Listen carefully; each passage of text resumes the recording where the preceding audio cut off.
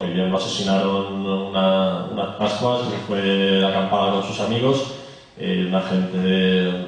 un grupo nazi de un barrio de allí de Valencia, lo siguió hasta el pueblo donde estaban de acampada, estuvieron un par de días controlándolo y al final una noche lo cogieron en un rincón entre 4 o 5 porque Guillermo era un tío atleta, era campeón de natación y pues, le dieron varios cuchillazos hasta que lo mataron, lo dejaron ahí.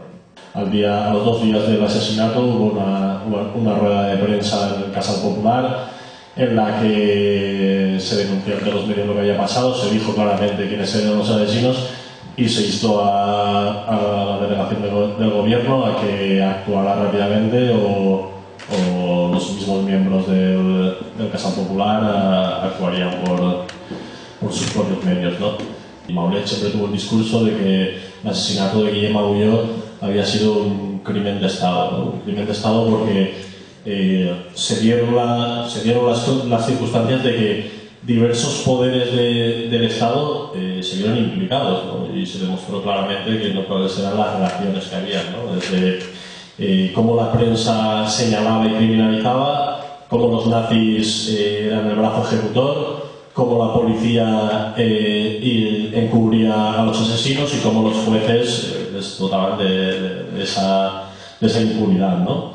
El juicio fue una pantomima en la que comenzaron a aparecer testigos falsos, pruebas falsas, a retirar al juez pruebas que aportaba la defensa bastante importantes porque consideraba que no eran lícitas.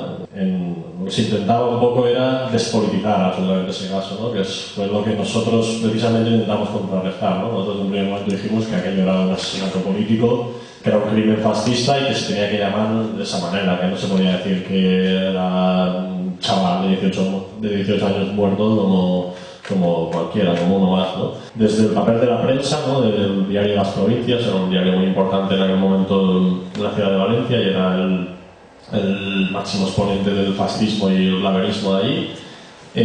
Pues hizo una campaña de criminalización de Guillem increíble.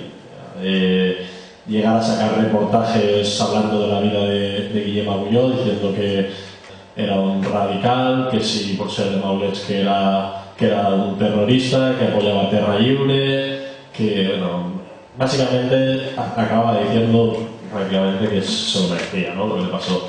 Sobre el caso de la prensa, pues sí, hubo condena porque había muerto un chaval, pero sin decir en ningún momento las cosas por su nombre, ni decir quién lo había matado ni por qué lo había matado, ¿no?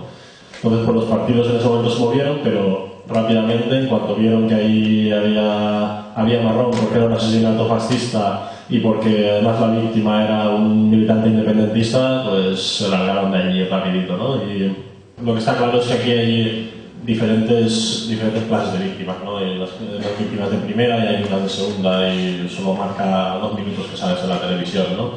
Y está claro que nosotros estamos en esa segunda parte, nosotros junto a los obreros que caen de los andamios, ¿no?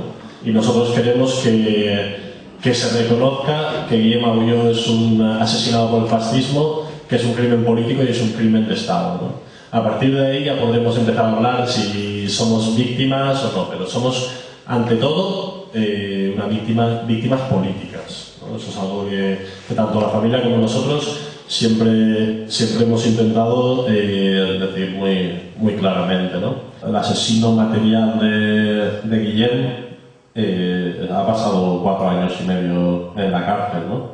Y los que le ayudaron no ha pasado ni uno.